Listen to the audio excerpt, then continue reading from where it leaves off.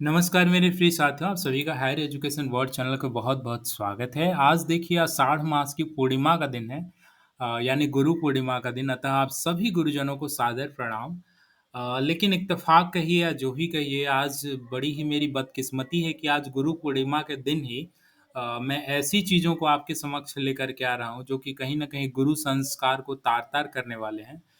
Actual में उस गुरु पद को हासिल करने के लिए अभ्यर्थियों द्वारा क्या-क्या किया जा रहा है, आप इस वीडियो में देखेंगे।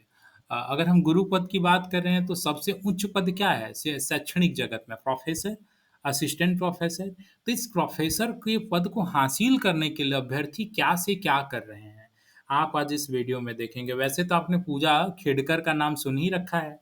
पूजा खेडकर जैसे ही आप अपना टेलीविज़न को ऑन करते हैं, केवल पूजा खेडकर की ही न्यूज़ सुनने में आती है, जो कि एक आईएएस प्रोविज़नरी ऑफ़िसर हैं और ये किस तरह से ये दिव्यांगता का सर्टिफ़िकेट एम्स जैसे हॉस्पिटल से हासिल कर लेती हैं, जिसमें कि 7 मेडिकल डॉक्टरों की टीम इनको सर्टिफ़िकेट प्रोवाइड करती है। ईडब्ल्यूएस सर्टिफ़िकेट कैसे ये फर्जी तरीके से हासिल कर लेती हैं और जहाँ यूपीएससी की परीक्षा में 9 अटेम्प्ट इनको मिलना चाहिए और वो 11 अटेम्प्ट लेती हैं। तो ये पूजा ये केडकर जो हैं, ये इकलौती ऐसी नहीं है, ये तो आपने यूपीएससी में देखा। अब आइए देखिए बीएसयूएससी में कौन पूजा खेडकर है। बीएसयूएससी में न जाने कितने ही पूजा खेडकर हैं। ये अलग बात है कि पब्लिक डोमेन में चीज़ें नहीं आ पा रही हैं। और इसके पीछे कहीं न कहीं अभ्यर्थी तो हैं ही पूजा खेडकर बने हुए हैं, लेकिन उनको पूजा खेडकर बनने दिया जा रहा है, कहीं न कहीं इसमें इस तरह की एजेंसियाँ और ये संस्थाएँ भी दोषी हैं। ऐसा मैं इसलिए कह रहा हूँ क्योंकि आज के तकनीकी युग में जब डिजिटलाइज़ेशन हो चुका है, आधार कार्ड, पैन कार्ड हर जगह लिंक किया जा रहा है, ऐसी स्थिति में एक अभ्यर्थी 2-2 3-3 प्रकार की अपनी आइडेंटिटी आखिर कैसे बना सकता है? और वो आइडेंटिटी बना ले रहा है और आप उसकी जाँच तक नहीं कर रहे हैं, कभी भी क्रॉस वेरिफ़िकेशन नहीं कर रहे हैं। ये बड़ा ही हास्यास्पद है। तो वो तो और ज़्यादा हास्यास्पद हो जाएगा। भला एक राज्य में एक अभ्यर्थी क्या 2 जाति का हो सकता है क्या? 2 कैटेगरी का लाभ ले सकता है क्या? वो भी आपके समक्ष देखने को मिलेगा कि न जाने यहाँ पर कितने पूजा खेडकर हैं जो कि प्रोफ़ेसर बन रहे हैं, जॉइनिंग कर रहे हैं और मज़ेदार बात ये है कि बहुत ही कम मुझे ऐसी संभावना है कि इनका कुछ बाल-बाका भी कुछ होने जा रहा है इन फ्यूचर, क्योंकि इनकी अब जॉइनिंग हो जाएगी बहुत जल्द। चलिए देखते हैं हम किन्हें पूजा खेडकर कह रहे हैं। मैं आगे वीडियो पे बढ़ूँ इससे पहले ये कह देना चाहता हूँ कि यहाँ पर किसी भी अभ्यर्थी की निजता का हनन नहीं किया जा रहा है। निजता का हनन इसलिए नहीं किया जा रहा है क्योंकि ऑलरेडी जब आपकी चीज़ें पब्लिक डोमेन में हैं, तो वो फिर निजी चीज़ें आपकी रह ही नहीं गईं। क्योंकि वो चीज़ें पब्लिक डोमेन में ऑलरेडी जारी की जा चुकी हैं आयोग के ही द्वारा। ठीक है? तो चलिए हम देखते हैं कि आखिर कौन अभ्यर्थी यहाँ पे पूजा खेडकर हैं। यहाँ पे अभी तक बहुत सारे विषयों के रिज़ल्ट प्रकाशित किए गए हैं, बहुत सारी जॉइनिंग किए गए हैं। लेकिन मैं केवल एक विषय का यहाँ पे एग्ज़ाम्पल लेता हूँ ताकि ये वीडियो लंबा ना हो और आप चीज़ों को समझ पाएँ कि कैसे प्रोफ़ेसर जैसे उच्चासीन पदों पर पूजा खेडकर जैसे लोग भरे हुए हैं, कैसे फ़र्ज़ी दस्तावेज़ों के आधार पर यहाँ पे प्रोफ़ेसर लोग बन रहे हैं। वो फ़र्ज़ी है या नहीं है आप अपने स्तर से स्वयं एग्ज़ामिन करिएगा। मैं आपके समक्ष जो भी यहाँ पे इन्फॉर्मेशन प्रोवाइड कर रहा हूँ, एक-एक शब्द आप वीडियो की स्क्रीन पर आँखें गड़ाए रखिएगा। फैक्चुअल चीज़ें आपको दिखाई जाएगी, तथ्यात्मक चीज़ें प्रस्तुत की जाएँगी। चलिए हम आगे बढ़ते हैं। ये देखिए बिहार राज्य विश्वविद्यालय सेवा आयोग पटना है जिसके द्वारा से बिहार में असिस्टेंट प्रोफ़ेसर की नियुक्ति प्रक्रिया चल रही है। जैसा कि मैंने बताया कि मात्र एक ही विषय को एग्ज़ाम्पल ले रहे हैं, अगर आप ऐसा चाहेंगे कि आने वाले भविष्य में भी ऐसे-ऐसे हर विषय के बारे में यहाँ पे पूजा खेडकर जैसे लोगों की सूचनाएँ उपलब्ध की जाएँ, तो वीडियो के कमेंट सेक्शन में जा कर के आप नेक्स्ट वीडियो या फिर नेक्स्ट भी अगर लिखते हैं, तो मैं समझूँगा कि आप चाहते हैं कि आने वाले समय में भी इस तरह की चीज़ें पोल-खोल की जाएँ। चलिए हम चलते हैं फिलॉसफी विषय की ओर। यहाँ पे जब हम फिलॉसफी विषय की रिजल्ट की ओर देखते हैं, तो सभी चीज़ें बड़ा ही क्रिस्टल क्लियर और बड़े ही अच्छे ढंग से एक-एक चीज़ दिखाई देती हैं। लेकिन जब आप इसकी सच्चाई जानेंगे, तो शायद आपके पैरों तले ज़मीन खिसक जाएगी। चलिए हम एक-एक करके यहाँ पर देखते हैं कैसे एक विषय में ही 7-8 पूजा खेडकर निकल के आते हैं। पहला विषय हम जो लेते हैं ये अभ्यर्थी हैं उनका नाम है समा बानो। आप देख पा रहे हैं समन बानो। आप देखिए 13 नंबर पे इनका चयन हुआ है ईबीसी कैटेगरी में extremely backward caste BRABU Muzaffarpur, Saman Bano. अब इनका ज़रा हम कुंडली खंगालते हैं। जब इनकी कुंडली हम मुंगेर यूनिवर्सिटी की ओर चलते हैं, तो यहाँ पर मुंगेर यूनिवर्सिटी में देखिए इनका चयन बीसी कैटेगरी में हुआ है। ये देखिए समन बानो मुंगेर यूनिवर्सिटी की जो लिस्ट निकाली गई है, इसमें 97 नंबर पे हैं जो कि बीसी कैटेगरी में है। ये देखिए मुंगेर यूनिवर्सिटी की लिस्ट है, मैं आपको ऊपर ले चल के इसके फ्रंट पेज को दिखा देता हूँ ताकि आपको दुविधा ना हो। ये मुंगेर यूनिवर्सिटी में जब गेस्ट फैकल्टी वगैरह की एडवर्टाइजमेंट निकाली गई थी, तो जो अभ्यर्थियों का डेटा था वो पब्लिक डोमेन में डाला गया था। तो यहीं से मुंगेर यूनिवर्सिटी की ये देखिए पीडीएफ है। और इसमें जब हम 94 पेज नंबर पे आते हैं जिसमें फिलॉसफी विषय का जिक्र है, ठीक है, तो यहाँ पे 94 पे आने के बाद समन बानो जो कि यहाँ पर आपको बीसी कैटेगरी में तब्दील हो जाती है। और इनका चयन किस कैटेगरी में हुआ? ईबीसी कैटेगरी में, बिहार में ही। देखिए मजेदार बात कि इनका चयन बिहार में ही ईबीसी कैटेगरी में हुआ है। और आपको लगेगा भला ईबीसी और बीसी में क्या अंतर है? तो जी हाँ, ईबीसी और बीसी में जमीन आसमान का अंतर है। अगर ईबीसी के सिलेक्शन पॉइंट जो हैं 51 रह रहे हैं, तो बीसी के सिलेक्शन पॉइंट 81 रह रहे हैं। अगर 81 पे चयन हो रहा है बीसी कैटेगरी में, तो ईबीसी में 51 पे चयन हो रहा है। इतना का अंतर रह रहा है। तो ऐसा ना कहें कि बीसी और ईबीसी में भला क्या अंतर है। चलिए दूसरे अभ्यर्थी हम इंदु भूषण सुमन, ठीक उनके ऊपर है इंदु भूषण सुमन, इनकी हम जन्म कुंडली खंगालते हैं। तो देखिए इंदु भूषण सुमन जो है इनका चयन मुंगेर यूनिवर्सिटी में हुआ है। ये भी ईबीसी कैटेगरी में इनका चयन हुआ है। अब देखिए मजेदार बात, आप तो जानते हैं कि अगर आप किसी राज्य के नागरिक हैं और वहां पे आपको रिजर्वेशन का लाभ मिल रहा है, तो इसका लाभ आप दूसरे राज्य में नहीं उठा सकते हैं, क्योंकि एक अभ्यर्थी तो किसी एक ही राज्य का नागरिक हो सकता है ना, भिन्न भिन्न राज्य के। और अगर मान लीजिए अगर वहाँ पे अन्य राज्य में आप उस चीज़ का लाभ नहीं ले सकते हैं रिजर्वेशन का या किसी भी तरह का। अब चलिए हम देखते हैं यहाँ पे इनकी क्या स्थिति है। देखिए ये चीज़ें अब यहाँ पे हम जैसे ये देखिए झारखंड यूनिवर्सिटी का है। आप देखिए Jharkhand public service commission assistant professor backlog advertisement number 5 2018 result. ये 5 2018 एडवर्टीजमेंट नंबर है। ये बैकलॉग रिजल्ट जब निकलते हैं झारखंड यूनिवर्सिटी का है देखिए। तो इसमें जब हम आते हैं तो देखिए इंदु भूषण सुमन, यहाँ पे देखिए इनका रजिस्ट्रेशन नंबर है, ये फिलोसफी सब्जेक्ट में ही है और यहाँ पे बीसी 1 कैटेगरी में चयनित है, अनरिजर्व कैटेगरी में नहीं। Point to be noted, BC 1 category में इंदु भूषण सुमन ये चयनित नहीं है, इनको इंटरव्यू कॉल भी नहीं आ पाया, कई कारण थे। तो ये देखिए इंदु भूषण सुमन, और जबकि इनका रिजल्ट आपने किस कैटेगरी में बिहार में देखा, बिहार में आप देख पा रहे हैं इंदु भूषण सुमन का ईबीसी कैटेगरी में हुआ है। अब जरा अपने से सोचिए, एक अभ्यर्थी झारखंड में भी वहां बीसी का लाभ ले रहा है और यहाँ पे भी लाभ ले रहा है। चलिए आपने दो अभ्यर्थी की जन्म कुंडली देखी, एक का तो आपने देखा कि बिहार राज्य में ही दो दो कैटेगरी में है, अर्थात ये कहीं ना कहीं दो दो कास्ट अपना दिखा रहे हैं। चलिए समन बानो जी के बारे में आपने देखा। अब हम तीसरी ओर रुख करते हैं, यहाँ पे बहुत सारे पूजा खेडकर हैं, एक दो पूजा खंडेकर नहीं है, बहुत सारे हैं पूजा खंडेकर। लेकिन अच्छा ये सब चीजें तब रिवील हो पा रही हैं जब पब्लिक डोमेन में आयोग द्वारा कोई बहुत ज्यादा चीजें इनके बारे में नहीं डाली जा रही हैं। अभ्यर्थी का कोई स्कोर नहीं बताया जा रहा है, एक्सपीरियंस में कितना नंबर मिला ये सब नहीं बताया जा रहा है। तो ये स्थिति है। आपने समन बानो का देखा, इंद्रभूषण सुमन की ओर चलते हैं। इंदु भूषण सुमन, इनके बारे में आप देखिए, वैसे इंदु भूषण सुमन के ही बारे में मैंने आपको अभी अवगत कराया था। अब ये देखिए रामाशीष मालाकर, रामाशीष मालकर जो इनका भी चयन ईबीसी कैटेगरी में हुआ है, इनकी क्या स्थिति है? जब रामाशीष मालकर की ओर आप चलते हैं तो देखिए इनकी भी वही स्थिति है। ये देखिए इन रामाशीष मालकर, जस्ट आप बने रहिए, देखिए मैं आपको उनकी भी बारे में स्पष्ट रूप से यहाँ पे दिखाता हूँ। ये देखिए रामाशीष मालकर के संबंध में ये लिस्ट आपके समक्ष ले आ रहा हूँ। बड़ा ही हास्यास्पद है कि एक अभ्यर्थी दो दो जगह लाभ ले रहा है। भला ऐसा बिल्कुल ही संभव नहीं है। एक अभ्यर्थी दो दो जगह कैसे रिजर्वेशन का लाभ ले सकता है? उसको झारखंड में भी मिल जाएगा, बिहार में भी मिल जाएगा, ये बड़े ही आश्चर्य की बात है। ये देखिए ये है रामाशीष मालकर। पहली बात तो आप देखिए इनका चयन किस कैटेगरी में हुआ है? ईबीसी कैटेगरी में आपने देखा। ये देखिए झारखंड की जो सूची निकलती है, तो इसमें देखिए बीसी 1 कैटेगरी में सीरियल नंबर 4 पे रामाशीष मालकर हैं। इनको not in the list eligible candidate call for interview as per clause 6। Actual में झारखंड असिस्टेंट प्रोफेसर संबंधी जो क्लॉज 6 था, उसमें एक्यूआई इंडेक्स को लेकर के था कि अगर आप एक्यूआई इंडेक्स स्क्रीनिंग के दरमियान अगर आप जो स्कोर बनता है एक्यूआई इंडेक्स उसमें आप आते हैं थर्ड टाइम्स, 3 गुना ही अभ्यर्थियों को बुलाया गया था सीट के अकॉर्डिंग। तो अगर 3 टाइम्स में आप जगह बना पाते हैं तो ठीक है, इंटरव्यू कॉल आएगा, अन्यथा नहीं आएगा। तो रामाशीष मालकर जी जो कि झारखंड में, इनको इंटरव्यू कॉल नहीं आता है। लेकिन देखिए ये किस कैटेगरी में वहाँ अभ्यर्थी बने हुए थे? बीसी 1 कैटेगरी में। ये झारखंड में बीसी 1 कैटेगरी में बने हुए थे। ये देखिए रजिस्ट्रेशन नंबर है, वहाँ पे रजिस्ट्रेशन नंबर, जैसे यहाँ पे आपको यूआईडी नंबर मिलता है, बिहार असिस्टेंट प्रोफेसर, वहाँ पे रजिस्ट्रेशन नंबर मिल रहा था। अब ये अभ्यर्थी देखिए बिहार में भी चयनित हो जाते हैं, रामाशीष मालकर जिनके बारे में आपको मैंने अभी दिखाया। तो बिहार में भी चयनित हो गए रिजर्वेशन कैटेगरी में, 17 नंबर पे ईबीसी कैटेगरी में, और उधर झारखंड में भी लाभ ले रहे हैं। अब भला बताइए एक अभ्यर्थी दो दो राज्य के रिजर्वेशन का कैसे लाभ ले सकता है?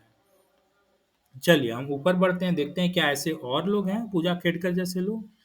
देखिए पूजा खंडेकर और इनके में बहुत ज़्यादा अंतर नहीं है, उन्होंने भी तो यही किया था, गलत दस्तावेज बनाया था, ईडब्ल्यूएस सर्टिफिकेट, इनकम आय से अधिक होने के बावजूद भी ईडब्ल्यूएस सर्टिफिकेट बना लिया था।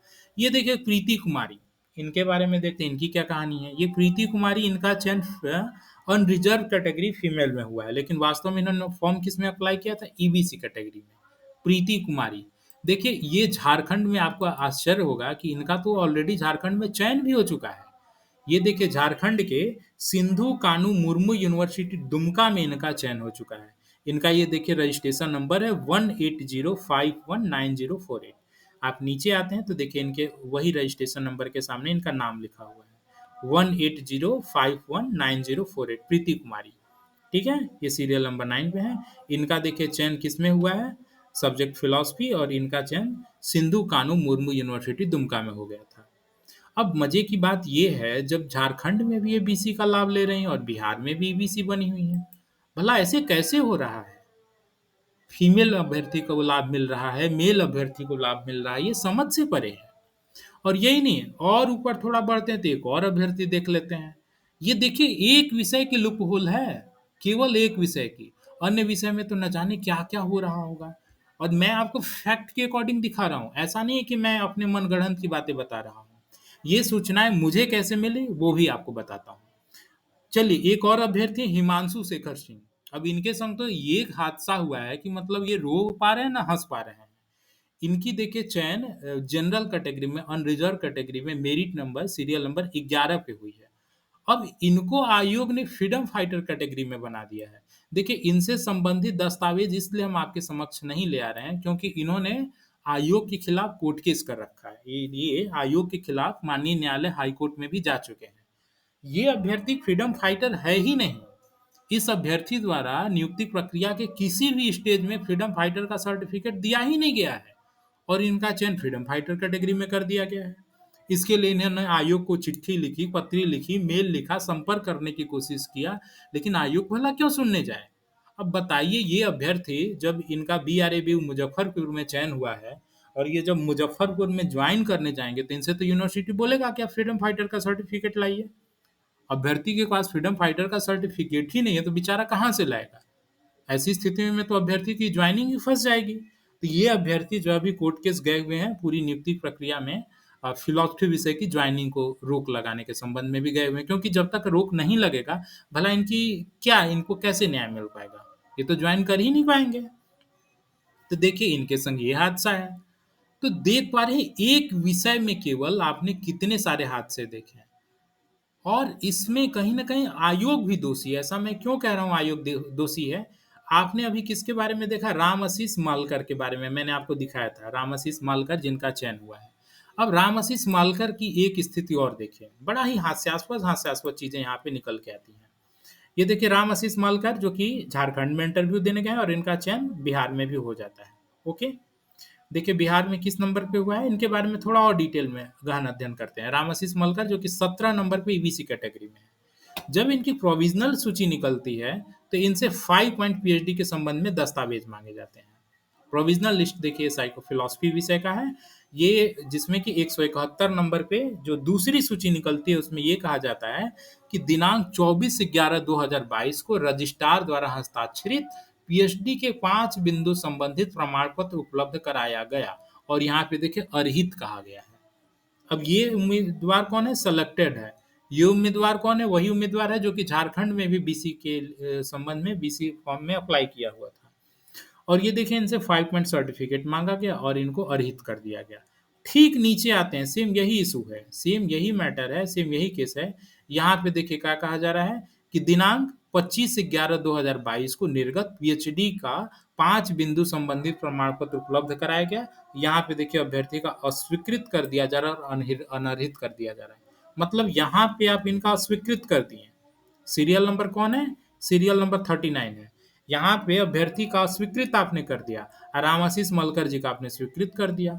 सेम केस है, कोई अंतर नहीं है। इनका 24/11/2022 को रजिस्ट्रार द्वारा हस्ताक्षरित पीएचडी के 5 बिंदु संबंधित प्रमाण पत्र थे और वहां पे 25/11/2022 को थे। एक दिन का अंतर है, भला क्या इसमें दिक्कत है? और इनको अर्हित कर दिया गया, वहां पे अनर्हित कर दिया गया और इत्तेफाक से इनका चयन भी हो जाता है। तो आप देख पा रहे हैं किस स्तर पे अनियमितता हो रही है। मजेदार बात यह है, देखिए इस नियुक्ति प्रक्रिया में जैसा कि आपने स्क्रीन वीडियो के स्टार्टिंग में ही देखा कि यहाँ पर अनुभव और कैटेगरी को लेकर के कैसे रिजर्वेशन का लाभ उठाया जा रहा है। अनुभव वाली क्या बात है, देखिए इस नियुक्ति प्रक्रिया में जो विज्ञापन निकला हुआ था, उस विज्ञापन में ये कहा गया था कि अभ्यर्थी का चयन यूनिवर्सिटी सर्विस कमीशन द्वारा हो या फिर कॉलेज सर्विस कमीशन द्वारा हो, इस तरह के टर्म एंड कंडीशन लगाए गए थे। लेकिन यहाँ पे किसी भी स्टेज में यह चीजें तो जांच ही नहीं की जा रही है अनुभव। तो इस तरह से फर्जीवाड़ा हो रहा है। मात्र क्या देखा जा रहा है? एक्सपीरियंस सर्टिफिकेट देखा जा रहा है, कितने वर्षों का अनुभव है। लेकिन आपने तो यह तो देखा ही नहीं कि अभ्यर्थी का चयन किसके द्वारा हुआ है, कॉलेज सर्विस कमीशन द्वारा हुआ है, यूनिवर्सिटी सर्विस कमीशन द्वारा हुआ है। और मजेदार बात यह है, इतनी सारी लूप होल्स आप तब देख पा रहे हैं जब आयोग द्वारा अभ्यर्थी का कोई स्कोर कार्ड नहीं रिलीज किया जा रहा है। पब्लिक डोमेन में अभ्यर्थी का स्कोर कुछ दिया ही नहीं जा रहा है। गुप्त तरीके से आरटीआई द्वारा जब आप डालेंगे तो 2 महीने बाद कहीं जाके ज्वाइनिंग होने वाली रहेगी या ज्वाइनिंग हो चुकी रहेगी या फिर बहुत दिन हो चुके रहेंगे रिजल्ट प्रकाशन के, तब जाके इंडिविजुअल व्यक्तिगत तौर पे शायद ही आपको अपना स्कोर पता चल पाए। लेकिन पब्लिक डोमेन में तो आप कुछ नहीं ला रहे हैं। तो सोचिए, पब्लिक डोमेन में नहीं ला रहे हैं तब इस तरह की चीजें निकल के आ रही हैं। अगर पब्लिक डोमेन में सबका स्कोर कार्ड आने लगे तो मुझे लगता है कि सभी अभ्यर्थियों का यहाँ पे पोल खुलने लगेगा जो फर्जी एक्सपीरियंस वाले हैं। और देखिए ये जो चीजें हैं जो मैंने आपको अपने यहाँ पे वीडियो पे दिखाया, ये आवाज मेरी नहीं उठाई गई है। ये 30 हजारी कोर्ट दिल्ली में जो डिस्ट्रिक्ट कोर्ट है वहाँ पे ये अधिवक्ता हैं, एडवोकेट हैं, उनका नाम यहाँ पे निजता का हनन न हो इसलिए यहाँ पे नाम हाइड कर दिया गया है। मित्र मंडली से ही मेरे हैं और उन्होंने देखिए आयोग को 30 जून को मेल किया था। जितने भी दस्तावेज मैंने आपको दिखाई है वो सभी चीजें यहाँ पे स्पष्ट तौर पे यहाँ पे ये लिखते हैं। क्रम संख्या 171 पे ये देखिए जो आपको रामालंकर जो भी जिनका नाम था उनके बारे में मैंने आपको दिखाया, रामाशीष मालंकर, उनके बारे में देखिए यहाँ पे उन्होंने अपने मेल के माध्यम से कह रखा है ये आयोग को कि देखिए कैसे-कैसे आपने 5 बिंदु प्रमाण पत्र भी उसका स्वीकृत कर लिया और यहाँ पे वही सीरियल नंबर 39 में वर्णित का अभ्यर्थिता रद्द कर दिया। ठीक इसी तरह इन्होंने समन बानो का जिक्र किया है कि गेस्ट फैकल्टी में बीसी में थी, लेकिन परंतु बाद में जब आपके द्वारा ईबीसी में सिलेक्शन कर दिया गया, 6 महीने के कम अंतराल में इनका कैटेगरी कैसे बदल गया। आगे देखिए इन्होंने प्रीति कुमारी का भी जिक्र किया है कि एक अभ्यर्थी, एक प्रीति कुमारी जो कि बिहार में ईबीसी कैटेगरी में होती हैं और झारखंड के विश्वविद्यालय में बीसी कैटेगरी में, सिंधु कान्हू मुर्मू विश्वविद्यालय दुमका में बतौर सहायक प्राध्यापक में कार्यरत हैं, ऑलरेडी वर्किंग हैं। अब सोचिए एक अभ्यर्थी दो दो जगह रिजर्वेशन का लाभ कैसे ले लिया।